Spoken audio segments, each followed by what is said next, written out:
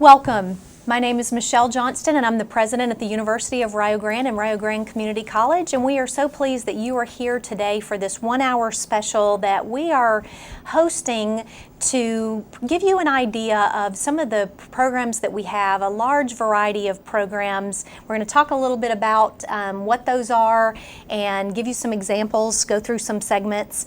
But I'm so pleased to have co-hosts here with me today.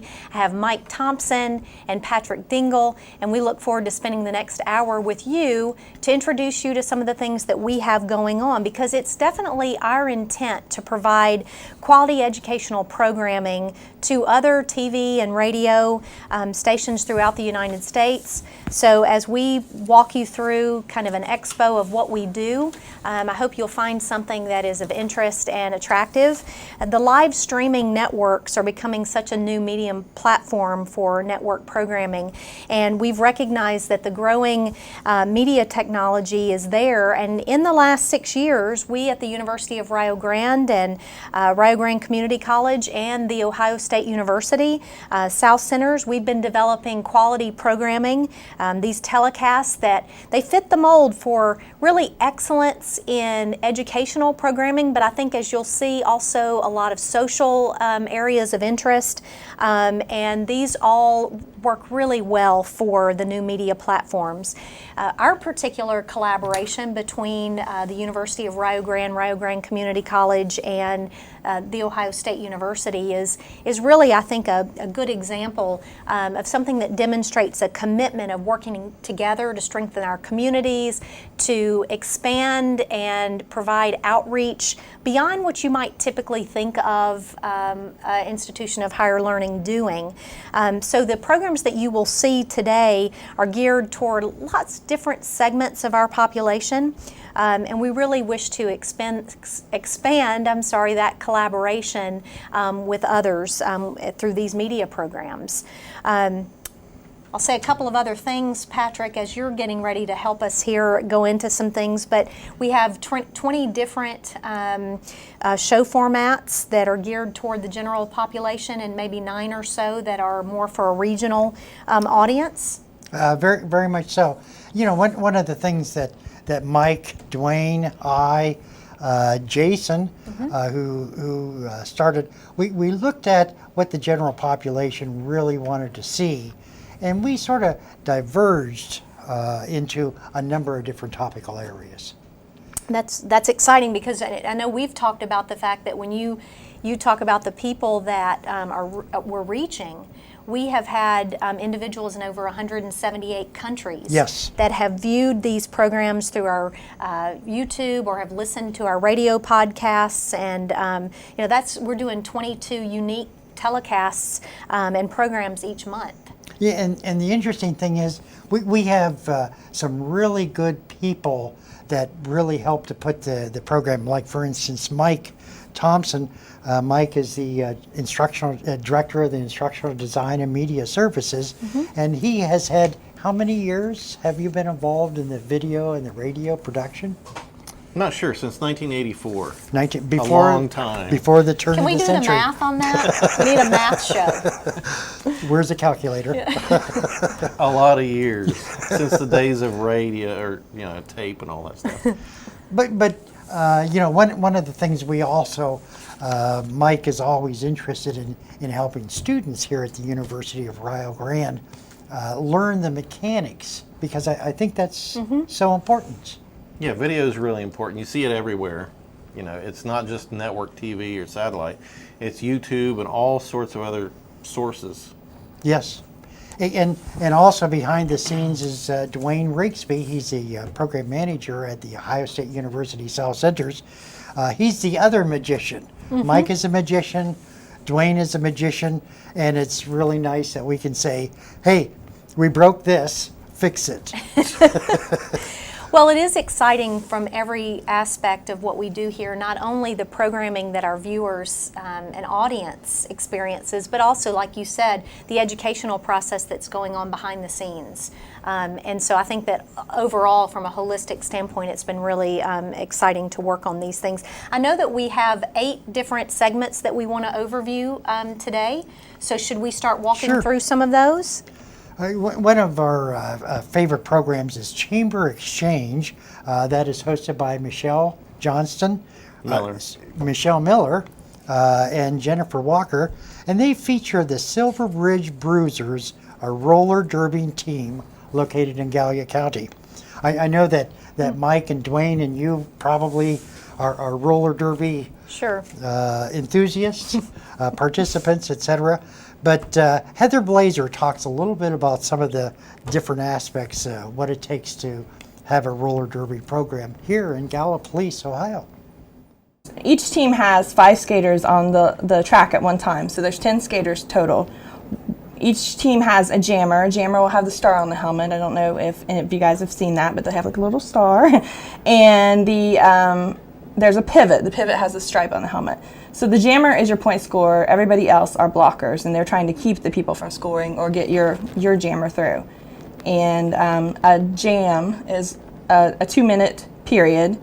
And in that 2-minute period, you have to make an initial pass of the skaters, and then however many skaters you pass each time, you get points for that person. Okay. So yeah, so the blockers are trying to keep you from getting through, but it's not like the old derby of the past. Derby used to be where you would like clothesline people. Mm-hmm. There are actually a lot of rules you can't do. It's for safety.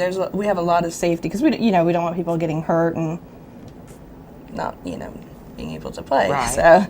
So yeah, there are a lot of rules. It's not quite like used to. It was more like wrestling, like professional wrestling. So now it's actual real sport. How often do you practice? We are practicing 2 nights a week. We practice at Skatesville right now from 6 to 8 on Sundays and on Wednesdays. So we have practice tonight. And then we also are doing off skates practice just for conditioning, trying to get ourselves used to the endurance aspect of it, because there is a lot of endurance in roller derby. Well, I think we have video of one of your practices that you just recently One of the had. off skates practices is actually in this little segment. Maybe you can kind of Sure. narrate this as we go through it. Tell us a little bit about what. Yeah. So Yeah, go ahead. So we we have, this is from our practice at Silver Bridge. This is one of our first practices, actually. We're just all kind of standing around talking, and this is what's called a pace line. A pace line is, you're supposed to be within an arm's length of each skater. Of course, we're a little spread out. We were doing a drill where we're practicing whips, and whips are a way to get past somebody. So you grab somebody by the hip, you pull them, and you do a whip. So we're a little spread out farther than we normally would be on a pace line drill because you have to have room to get through, but we're weaving through the pack. Heather did such a great job of explaining the rules. It makes it seem a little bit more doable, but also just fascinating how that whole process works, and you can see how people would get really excited about that. So it's easy to view that entire episode, and so hopefully that's something that you can take the time to do. Michelle and Jennifer and also Caitlin now, they have a monthly show, and it's on the second Wednesday of each month at 1 o'clock. They do such a fantastic job in bringing interesting individuals. Yeah, the chamber has people on from different businesses, and then the visitor center has different people from sites of local interest around here. Neat. Yeah. Well, I hear it's been popular too. Their show gets a lot of attention, so that's great. Well, another one of the shows that we have is called Tech Talk, and Mike, you are one of the hosts of that, and Dwayne, who's behind the scenes today, is involved in that, and also Kingsley Meyer, who here at the university is our director of campus computing and networking, and I know a lot of things are covered, and that's a really good show. From a professional and kind of a personal standpoint. Yeah. New technologies, security, advice on buying computers or gifts for Christmas or whatever the topical area at the time is, whether it's hacking or whatever. Yeah. Well, that show is usually the third Wednesday of each month at 2 o'clock, and I really learn a lot. I think it's a great show. Good. Okay. Next up, we have AgriTalk. It's a program where we talk about, and I'm one of the hosts for that, different areas in agriculture. And I'm not a farmer, and it's kind of eye-opening. And this program that we're going to look here is features John Grimes. He's an Extension Beef Programs Coordinator and Educator with Ohio State. And it's just interesting to talk to him and get an insight on how people or farmers raise cattle and some of the science behind it. And one of the things you'll see in this segment is kind of the differences in grain-fed and grass-fed beef, and what to look for when you're choosing it as a consumer. I'm interested in seeing that. There's been lots of research that shows that people are saying, well, I want less fat. But that's one thing producers have done is when you go to the store, you don't see as much fat on the outside of the steak or animal. And you can buy hamburger different degrees of leanness, 90-10, 80-20, whatever. So depends on what your dietary needs are. I would say, and I'm speaking somewhat from a fact-based opinion, but also bias, is this country is used to grain-fed beef, and it's a certain flavor, and I think we like that. Now, grass-fed beef is important. It's a growing thing, and so it's perceived to be leaner than grain-fed beef. There's trade-offs. Grain-fed beef, we usually harvest those animals 15 to 18 months of age. That's when they're usually ready for market. Grass-fed beef is a longer-term proposition. They don't gain weight as fast. They're slower growing. Minimum of 2 years. So, okay, we have one scenario where we use grain, another scenario where we use grass. And under the grain scenario, they still consume forages. They don't eat grain from the time they're born. Okay, it's usually at the end of their life cycle. So I guess what I'm saying is I'm not denouncing grass-fed beef production. It's just a choice of production systems. One, you use grain. The other one usually requires more land because it takes more acreage of grass. So there's trade-offs. And I guess the thing I wasn't sure how you would notice it in the end product. Probably on a label. It would probably be indicated grass-fed But beef. if somebody gave you one and the other one, you probably couldn't tell much difference. You would tell a flavor difference. Yeah. Grain-fed beef, grass-fed beef, forages have a lot of carotene in it, so the fat generally will be a little more yellow because of the carotene. Okay. The grain-fed beef would typically have a little whiter looking fat, and it just does have a different flavor to it. I'm not saying one's better than the other. It depends on your preference. I would say that most people in this country though are used to grain-fed beef. Well, it gives you a different insight on the grain industry, and to see more of that, we've got 2 or 3 different programs that we did doing the cattle industry with John. He's so knowledgeable. Yeah, I mean, he has a lot of experience, a lifetime of experience, and he brings a lot to the table. It makes me really want to put those two, grass-fed and grain-fed, and look at those comparisons like he talked about. It's really neat.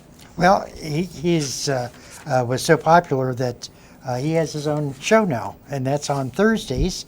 It's at 9 o'clock, Agri-News, in which Dwayne and he go through the process of better understanding beef cattle, things of that nature. Very nice. Good. Well, speaking of that, Pat, I'm going to put you on the spot. Tell us a little bit about one of your, I know you can't pick one, but one of your favorite shows. Well, one of the favorite shows that I really like is Tree Talk. Tree Talk is with David Apsley. David Apsley is an educational extension agent who works with woodlands. And his show is at 11 o'clock on Thursdays at the second Thursday of each month. And he talks about the importance of cutting down trees. You know, Mike had mentioned he's not a farmer. Well, I'm not a tree person. Yeah, Kingsley is, but Kingsley is, yes. And was that the guy that we had on that Yes. went down to his tree farm? Yes, very knowledgeable. And These people just live these things. Yes, yes. So I'm very appreciative of that. You know, in our different broadcasts, a number of the formats, we try to reach a variety of different listeners and viewers. Well, I think that's one of the real benefits. It's not just an educational focus, there's a real social component to it as well. Yes. So I think that is the beauty of the portfolio of programs that we put together, that there's Yes. a little bit of something, and even within each show, whether you're talking to professionals or practitioners like some of us are in some of these things, you get both aspects of that. Yes, very, very true. And I know that in our communities, we have been having a lot of problems with addiction, whether it be alcohol or drugs or things of that nature.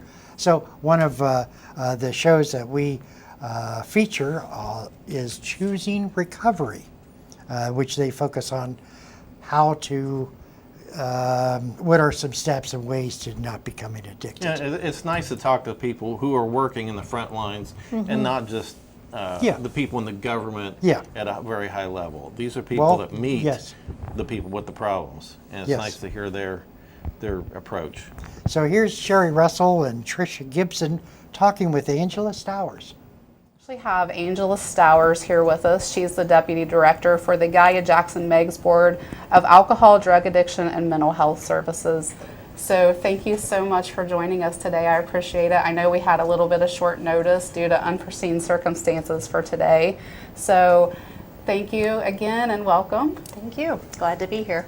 So tell me, Angie, as Deputy Director of this board, what's the function of the board?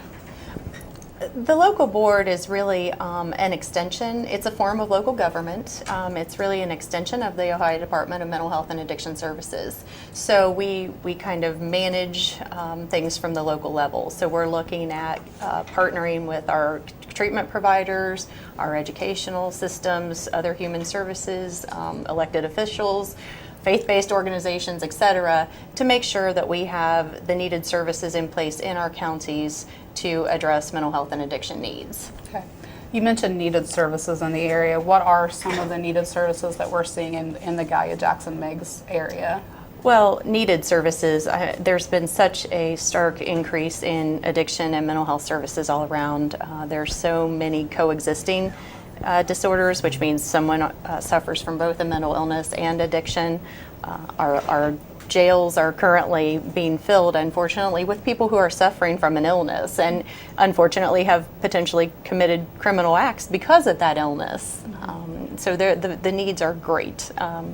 Treatment facilities are full. We have people on waiting lists trying to get into treatment, especially residential. It's a great need. Okay. It is, I think we're seeing a lot of, on the mental health side of things, we're seeing a lot of dual diagnosis, which is, as you mentioned, people will have a coexisting condition such as, depression, anxiety, bipolar, whatever, and they start self-medicating. Absolutely. And it goes from there. It snowballs. Before they know it, they're addicted. You can't hold a job when you're dealing with this the majority of the time. We've seen a huge rise in crime, in thefts. This is a very expensive habit for people to maintain. I know I've talked to patients before, and they're telling me they're spending a couple $100s a day on heroin. The money's got to come from somewhere for them, unfortunately. Yes. And I think the community as a whole is on that end of it. The community is very sick of that.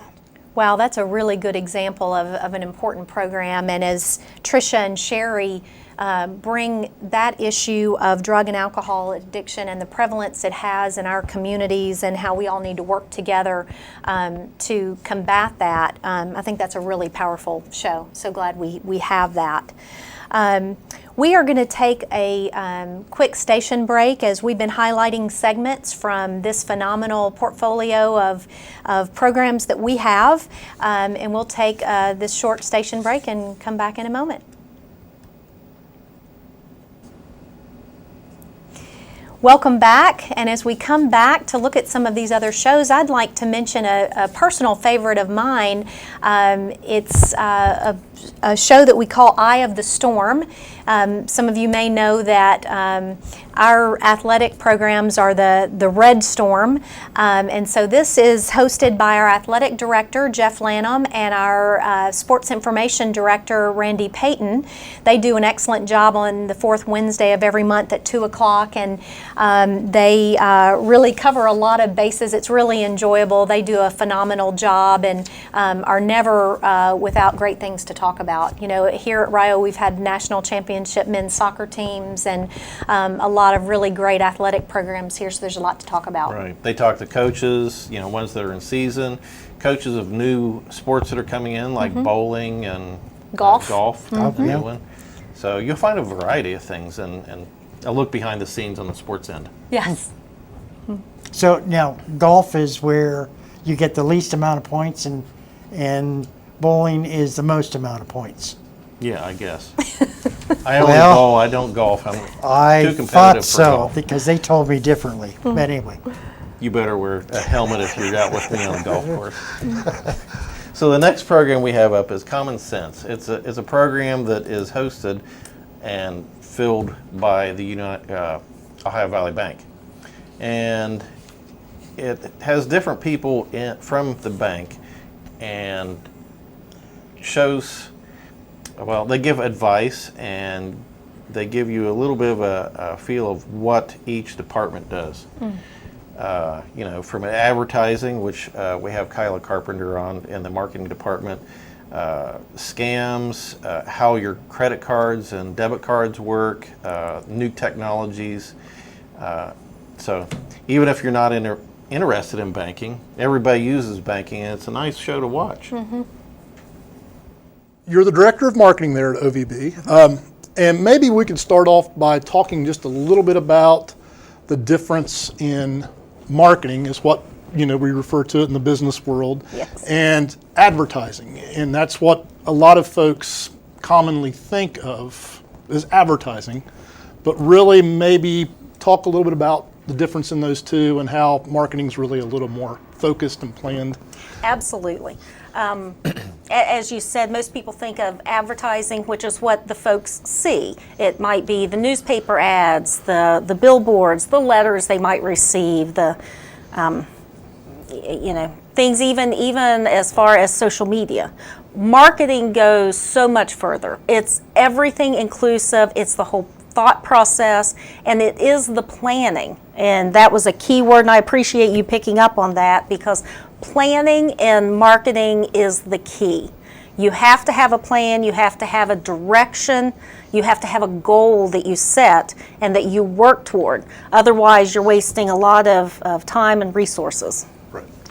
Well, when you talk about having a plan, having a marketing plan, sometimes the hardest thing to figure out is where to start. Absolutely. So can you give some advice on that with? Probably, and I would say this is probably true of any company, regardless of size, but especially for small businesses. Research. Research is your first priority. You have to know about your product or your service. You have to know about your company, its strengths, its weaknesses. You have to know about your target audience. You also have to know about your community and your competitors. Research is your key to drive everything, and from that point, then you can set a plan. And the plan is imperative. You have to have, as I said, the plan so that you can be proactive in your approach and not reactive. Okay. So, one of the things that we look at, whenever we drive down the street or we look for a place to eat or a place to shop is, and it's familiar with a lot of small businesses, is just kind of having that one identity or that brand Yes. that you want to put out there so your customers can identify with your company. And do you see a lot of small businesses that you've been around maybe struggle with that some, or talk to them about the importance of continuing that brand? And I think small businesses especially do struggle with that a little bit, just because the brand is your identity. Wow, it's clear watching something like that how important planning and marketing from brand standpoint and just all of those components is critical for small businesses. And in a lot of our communities, small businesses are really the lifeblood of the communities. And so those are always great shows to watch as well. And Brad and Ryan are part of the business network and really are tied in to bringing great guests and being a part of that. Quite a few of our shows have people to give you advice on running your small business, whether, like you said, the financial side or the marketing side or whatever you're looking for. So true. Well, and we, to segue into another one of our great shows, we have a program here called The Voice of Rio Grande, and we have different hosts each week for that in a given month. Takes a lot of pressure off of a lot of us that host that show, and one of our hosts is our provost, so that's the person here that's head of our academic area, and Dr. Sachs hosts the show, and then we also have 1 week hosted by one of our deans who's involved in community education and developing programs, and that's Dr. Craig Klein, and both of those gentlemen are near and dear to my heart, and the work that we do here, and I think it's really exciting to see how the walls of the campus and what we do in programming and serving the community and the students is not based on the barriers of our campus in any way. So, that's so true. University of Rio Grande Community College is not only a degreed program, it's an international educational program. It collaborates with many good universities. One that I'm partial to is Ohio State University.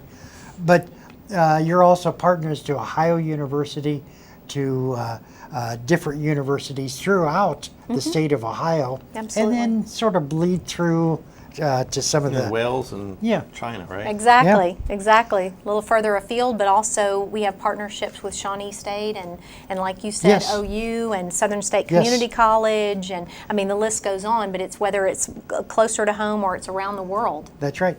And universities are not just for the traditional students, the 18 to 22 crowd. It is really a lifetime of opportunities to learn. And here's just like there's a program over 64, 5 something you can come and take a class for nothing, right? Right. Just because you want to. Yeah. And you have the under the high school students that are able to come on. CCP. Yeah. So here we have a segment with Dr. Richard Sachs. Dr. Richard Sachs is welcoming the new Dean of Community Academics, Dr. Craig Klein. You and I have both been at both 2-year and 4-year institutions. What do you think drives the community college philosophy at this institution in the United States? Well, honestly, I think is that community college is there to take all comers, to allow everyone the opportunity to succeed. Almost always community colleges are open admission, open access, so there are really no minimum scores on entrance exams, that sort of thing. So it's open to anyone who wishes to take advantage of what's offered. So it is higher education for anyone who desires it. Right. And from there, it's what you make of it. How far you want to take advantage of that. Right. And it is a wonderful resource for the region where we live and the populations that we serve. Absolutely. And I would just add to that, we are open admissions, although we do have programs like nursing and most of the health allied professions, which you do have to apply for specifically because we're limited by things like, for example, our nurses can only do clinicals in groups of 9 or fewer, and so that limits the size of the program because we have those accreditation areas. So I just want to make sure I don't get any angry phone calls when somebody who has been turned down from the nursing program says, you guys said on air that it's open admissions. It is, but again, there are some programs that are competitive to get into because of our accreditation guidelines, which try to enforce quality. That's right. Many are open admission. Some are more open than others. Okay. And as I conclude, I will compliment Dr. Klein and his wife. They are homeowners now in Gallia County, and yes, indeed. He bought a beautiful house on a ridge top nearby near Gallia Academy High School, and he was bragging earlier today that he can get, 9? I can get 9 PBS stations. He can get off 9 air PBS stations. That's above and beyond anything I've ever seen, so that's wonderful. That's just great. Wow, that's pretty exciting. He can access 9 different channels. That's really amazing. And when you think in today's educational programming, we have a lot of ways to reach individuals and to help them learn and expose individuals to different things. And so here at Rio Grande, and as a partner with Ohio State University South Centers, we're taking advantage of the tools that we have to inform viewers and listeners on a wealth and variety of topics. And I hope that's what you're seeing today in this program. Mike, I'd like to put you on the spot now. I already did it to Patrick, and Pat did a great job. But what is one of your favorite shows? Exposition is a show that I do with Valerie Thomas. And it's a show where we talk to different artists. As performing artists, or like painters or sculptors or weavers, any type of artist in the area. And that's one of the cool things about this show, or all of our shows, is that they highlight talent from the Southeast Ohio region. You know, people think, oh, you're just out in the sticks, there's nothing there. No, there are a ton of very talented people, and you can get a taste for their art. It's not lessons, but they'll show pictures and different things, showing you what they do and a little bit how they do it. My favorite show, and you've had a number of really good shows. My favorite one is about the Tattoo Museum. Yeah, that's like the only one in the United States, probably. Yes, and what the gentleman did was take pictures of different artists who have drawn tattoos. Well, they have equipment from the start of tattooing, people's flash art that's on the walls. They have different artists. They even have a working tattoo studio there. So even if I've been there, I took the pictures. Even if you're not interested, or if you have tattoos, it is interesting to go and take a look at that. So maybe you'll get some tattoos and it's worth a visit. Yeah. In our next segment, manufacturing is so extremely important, not only to our community but to the community on a global basis. We are fortunate to be working with individuals that own or run manufacturing companies not only in the United States but also from different companies.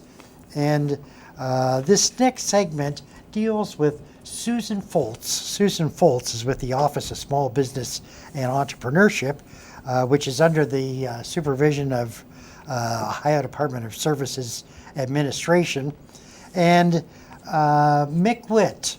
Mick Witt is our Manufacturing Small Business Development Counselor, and together they share different featured guests, and it's a guest that is near and dear to my heart. And so here's Mick and Susan talking with Nick. When you talk about building your customer base, you hear a lot of people say that it's more important to keep those active customers and build that strong relationship.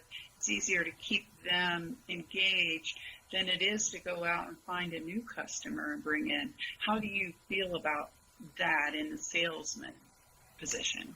Oh, that's a huge part of our business, because with the internet has taken away a lot of loyalty. I'm not saying that the internet is bad or anything like that, but people are willing to travel and search for a little bit better deal.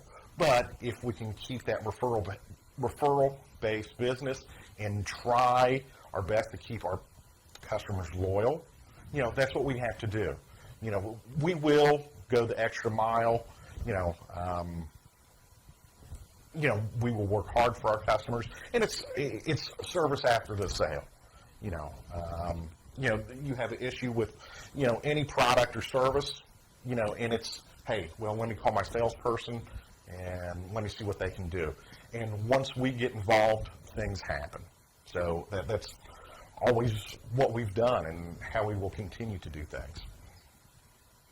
So is part of it believing in your product? Is part of it educating your customer to make sure they understand all the important key elements within the product? Yes, it is educating. Oh, go ahead. Okay.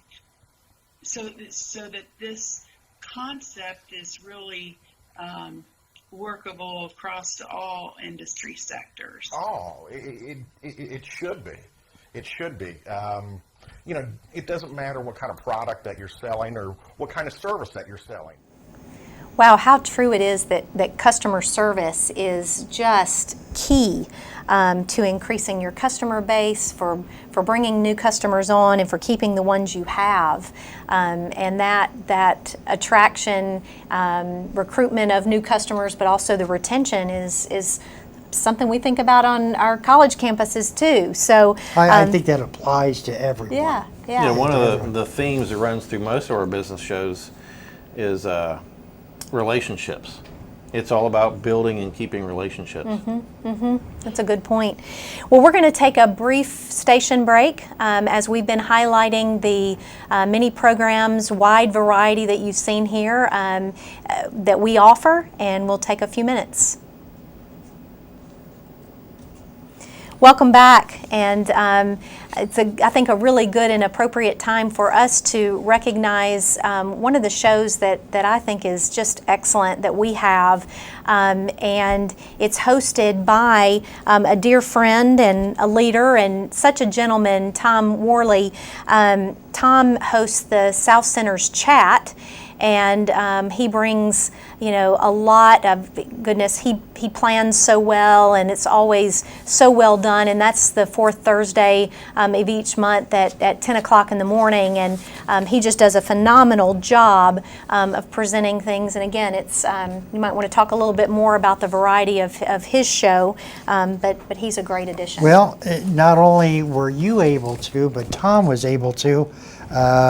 We asked Mike and a number of students to carry our equipment up to the Ohio State University South Centers, and we were able to do 2 live interviews with the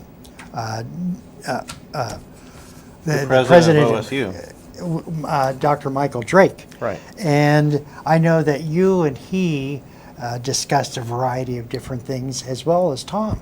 Yeah, that was really great, and being there on the main campus in Columbus with President Drake, and being able to talk about strategy and sharing kind of plans that we have for our institutions. I think it was a really neat way to expose people to the differences, but also the commonalities that we have in our institutions. And if you're looking for those programs, go to YouTube and look up Rio Grande Cable Access, and all those things are there. Great. And you know, it's just phenomenal what a collaboration does when you all work together. Doesn't matter what shirt you wear or what colors you have, it's working together. It is. I mean, we clearly have the better shirts here, but we'll save that for another day. Well, Mike will. Oh, I see. Never mind. The next show? Yeah, let's talk about the next show. Okay, the next show is another Voice of Rio Grande. Like we have the Voice of Rio Grande hosted by Michelle Johnston, president, and the provost and a dean, and this is the other 2 deans that we have here. And they will look at different programs, maybe highlight something like the nursing program or a new faculty person or somebody's gotten an award. They'll feature those things. In this segment, Minda Hager had put on, I think she directed Taming of the Shrew, in which Heather Duda, one of the deans, had played a part. So it was, she was a wonderful. pretty enjoyable program, and I'm sure Taming of the Shrew. I don't think she was the shrew, though. Anyway, let's take a look at that segment of Voice of Rio Grande. of Taming of the Shrew. Basically, you have a mother with 2 daughters, and the younger daughter is very sweet and desirable and has a few suitors, 3 in the show. However, the mother will not consent to marry off her younger daughter until the older one, who is a bit challenging, has been married off. So very interesting. There's the cast. And Heather right in the center. I'm not sure how I got into the center of that. I think that just happened to be where I was standing. And you did do it in sort of more period setting. Yes, we did. We were able to pull together costumes that fit the period, which I wasn't sure we were going to be able to there for a while, but yes. And I think that, you know, the actors really loved that. Getting into those period costumes was something that many had not ever had the opportunity to do before. I agree. From the audience, it looked very authentic with the costumes that you used. Wonderful. It was challenging because we did not get to practice. You know, in previous endeavors, we set rehearsal times for Sunday through Thursday nights, and we have, you know, pretty regularly with everyone's schedules and the way that things were laid out. We did, 2 nights a week, and we started at the beginning of the semester, and we made it. We did indeed. It was. I thought it came together well, and I've heard lots of good feedback. I think that I was just overwhelmed by how everyone got their lines, because that is a challenge, especially the folks that had a lot more lines than I did. I certainly spent a lot of time learning mine. But then one of the things too I like that you and Dr. Brown did is you changed some of the genders. So it's actually a father in the original who has the 2 daughters, and that was switched to a mother. And then Mackenzie, who played Tranio, that is a male role, but we had a female actress. Can you? What a wonderful experience, and I So attended true. that particular production. It was just so well done, and to hear them talk about it and kind of break it apart like that, it's really neat. And you know, that's one of the things that we hope to bring to bear on campus or through programs like this, is really be a cultural center and you know, provide open doors and programs for the community to you know, experience some new things. I think that's one of the strengths of a small college like this, is being able to do things short notice or make turns. You know, at one time we had a wrestling club just because some students wanted to do wrestling. Yeah. And so they made a club, and somebody wants to put on a play, they just did it. Right. So that's one of the strengths of doing that. You don't have to jump through a lot of hoops. No, that's exactly right. So when is there? When is the Dean's show? I think it's the 4th Wednesday of each month at 3 o'clock, and that's Dr. Heather Duda and Dr. Donna Mitchell who host that. And then I put in a small plug. Dr. Johnson has a Voice of the Rio Grande on the 1st Wednesday of each month at 3 o'clock. And yeah, to figure out which ones, what order they're in, just think of the chain of command. The president's number 1, the provost number 2. That's right. I like to go first each month to get the best guests, you know, so that, Scoop 'em up. exactly, before anyone else you've gets had a number of really good guests. Absolutely. I mean, the Attorney General has been on the show, Mike DeWine, our Chancellor of Higher Education, John Kerry, Bill Dingus from South Point. My goodness, the list, it just goes on and on. Have had some phenomenal people. Steve Evans has been one of my guests. I mean, I hate to start listing because I'm going to leave people out, but Marianne Campbell has been one of my guests.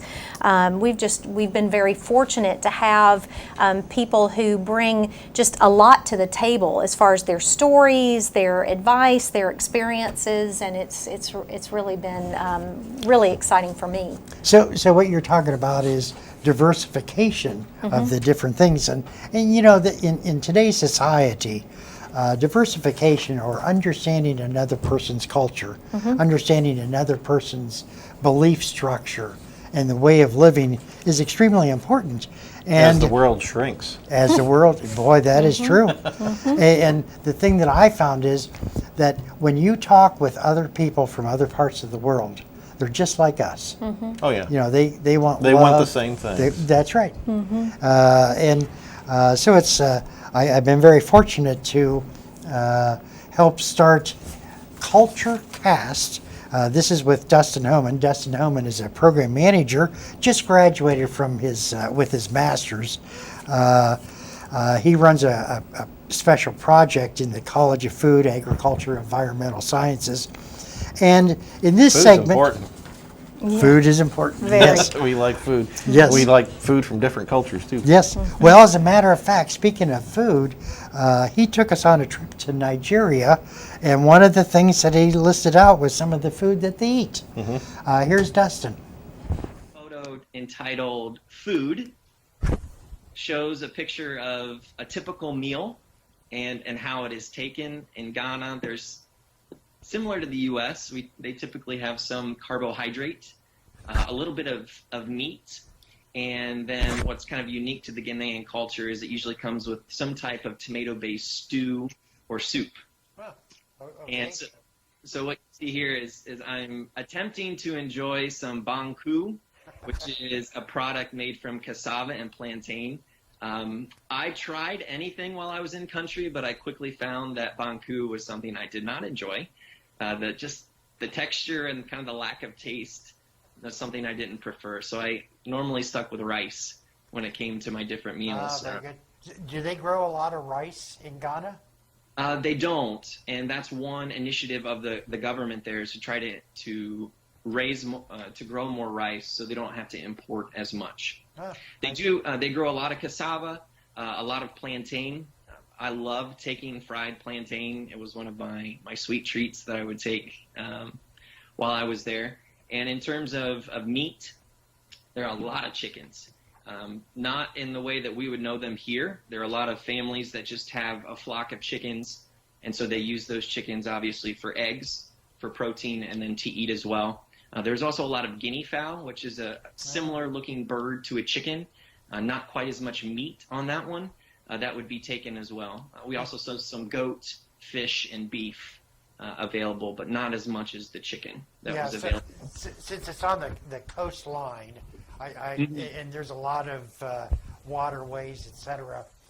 You have been indicating that fish was one of the main kind of foods.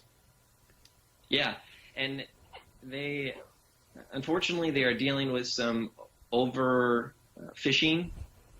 There's a really large lake there called Lake Volta, and so the people that live along that lake, their profession and their livelihoods depend on the fishing industry, and so they are dealing with some issues of overfishing, and because of that, the fish have become a lot smaller, and you'll see that in the market as well. That it's hard to find a nice big fish fillet similar to what we would be able to buy in a grocery store here.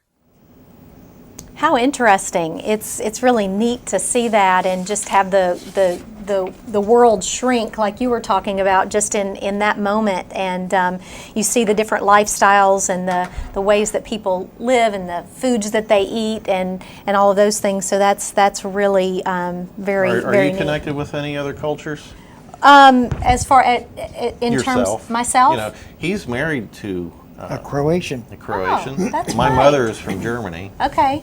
So. Yeah, I don't have anything interesting. I'm boring compared to you guys. I've benefited from a lot of travel, and I was in China in May. Have been there a couple of times. Have traveled around the world quite a bit.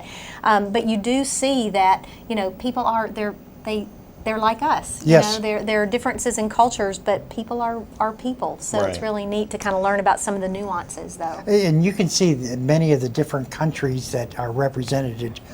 When you come into the drive, you see all the different the flags of international flags. students. Oh, yeah.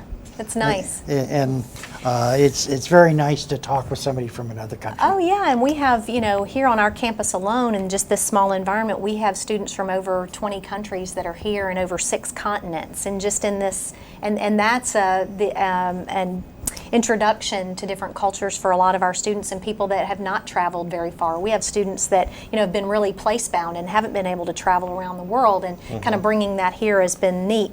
I know you mentioned that it was Nigeria. I think he was actually in Ghana, so I'm still yes. watching for the show in Nigeria. I'm going to be I'm staying tuned to find out about that. That was an interesting show too, but Nigeria, Ghana, you know, it's a small world. Yeah, you talk to them about that. Right, exactly. Well, it's been really great to talk through some of these programs, and I know we want to walk through the whole grouping of programs from beginning to end. Well, why don't we take 3 seconds Okay. of each, like for instance, on the first week of each month, why don't we just sort of go through each slide for 3 seconds. For instance, Common Sense, first Wednesday at 1 o'clock. Positive Partners, that's a show that me and Dr. Thomas High School do on training dogs. And then our favorite, Voice of Rio Grande, President, 3 o'clock, the first Wednesday of each month. I paid you to say that, right? Thank you. And then on Thursdays, we have Culture Cast at 9 o'clock with Dustin Homan. And then also there's a 1 hour special that we're doing. What I'm looking for is different guests, and so I'm calling it 1 hour special. Okay. Now in the second week of the month, Gallia County Chamber and Tourism, where you can see businesses and locations throughout Gallia County and the area that you might want to visit. And Exposition, the show we talked about earlier that has Valerie Thomas and myself talking about artists in the area. Yes, and this is the show that we were talking about, the second week of the Voice of Rio Grande with our provost, Dr. Richard Sachs, and he always has colorful, he's such an interesting person. Yes, so he is. He always has a lot to talk yes, about. Yes. And then on Thursdays at 9 o'clock, Agri-News with John Grimes and Dwayne Rigsby. And then we have Soil Health Series at 10 o'clock on the second Thursday of each month with Vinayak Shedeker. He's from, interestingly, from India. And Wayne Lewis, who's the farm manager there. This one's interesting. Tree Talk. You were highlighting that one. I think that was one of your favorite shows, Yes. and it's making you a tree person, right? That's 11 o'clock on the second Thursday of each month. And then on the third week of each month, our favorite Talk, Agri Talk. Which, you know, if you're a farmer type, you can get some hints on how to raise things, how to manage your farm. Or if you just want to look behind the scenes of farms, then anyone can watch that one. And that's at 1 o'clock. And at 2 o'clock, Tech Talk. That's with Kingsley Meyer, Mike Thompson, and if you want to geek out for a little while. Yeah. Exactly. Interesting equipment that they bring along. Yeah, and then we have at 3 o'clock on the third Wednesday, we have another episode of Voice of Rio Grande with our host Craig Klein, who is focused on programming development and things that the market needs and that business and industry need for us to be providing the programs around. And then that Thursday, we talk with Lisa Carver and Kim Bauer on the Portsmouth Exchange. Lisa's the director of the chamber down there, as well as Kim Bauer, who's the director of the tourism. And then at 10 o'clock, we have Susan Foltz and Mick Witt in Manufacture Partners. And then the fourth week of each month, we start out with that great program at noon, Choosing Recovery, and have those practitioners that are really talking about the things that they're seeing and that we can do as communities in terms of alcohol and drug addiction. Yeah, Teresa Russell and Sherry Russell, Teresa Gibson and Sherry Russell do a really good job. Then at 1 o'clock, who do we have? And Sherry Russell, who's a nurse practitioner, talk about bodies and how to take care of them the best. Yeah, health is extremely important. So Right. at 1 o'clock, If you don't have that, you don't have anything. Boy, that's true. That's true. Then at 2 o'clock, we have Oh, The Eye of the Storm. That's a great show focusing on athletics and coaches and our programs and athletes and things that are going on in that realm. And then at 3 o'clock, the Voice of Rio Grande with the deans, Dr. Heather Duda and Dr. Donna Mitchell, who have a variety of different unique guests that Highlight come on the show. programs, students that have won awards, Yeah. and different things going on at the school. Yeah. And then on Thursday, Business Matters, our own Kimberly Roush. Kimberly is one of our technicians that are involved in our broadcast, and she was, along with me, the very first podcast that we did here at the University of Rio Grande. Neat. So she has that, and then at 10 o'clock we have Oh yeah, the South Center's chat with Dr. Worley, and he does a phenomenal job. He's such a gracious host. Yes. And so he does that at Yes. 10 o'clock on Thursday. Yes. And then at 11 o'clock, we have extension students with Emily Wickham and myself, which we talk about different students in different phases of the extension program. And the extension program primarily deals with 4-H, or deals with agriculture, or deals with helping individuals produce more food. Wow, we just covered a lot of ground there, didn't we? I think so. It is a lot of different subjects that we talk about here.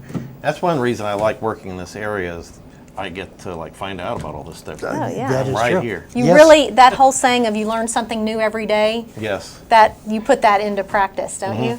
definitely. And the interesting thing is, many of our hosts are on 1 or 2 or 3 different shows, etc. But those hosts bring a unique flavor to the programs that they have. And if I were to start naming all my favorite hosts, I would get in trouble. Yeah. Because I like to host the programs because I kind of look out for the common guy and keep people on track and ask the things that I think people would like to know, and maybe interject a few jokes here and there. Yeah. And we really encourage people to look at all of the videos and spend some time with these, look at our complete list. And Right. None of them are over really 30 minutes. They're usually about 25 to 30 minutes each. And so you can find us several different ways. If you go to Rio Grande Cable Access YouTube, you will see a whole listing of different shows that we have. If you go to youtube.com/South Centers, you'll see another group of different unique videos. We're also on Blog Talk Radio, some of our past shows. We stopped doing the Blog Talk Radio because of the live streaming and the TV channel.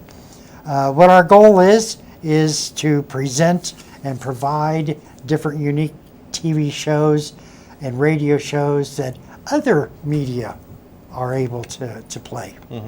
That's great. Well, I'd say congratulations to you guys and to anyone that takes the time to look at these programs.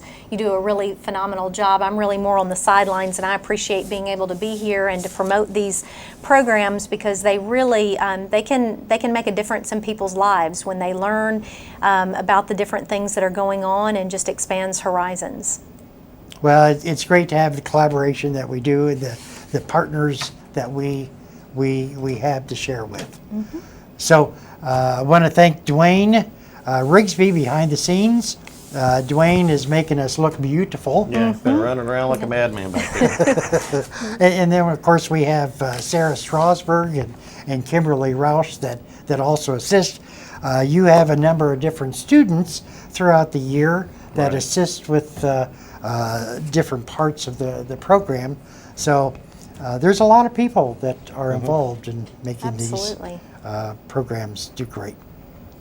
So on behalf of Dwayne and Kim and Sarah and the students. I want to thank both of you for allowing us to come on your show. Absolutely. Enjoyed it. Always a pleasure, and thanks for watching, and have fun exploring what we have on Rio Grande Cable Access. Absolutely. Thank you.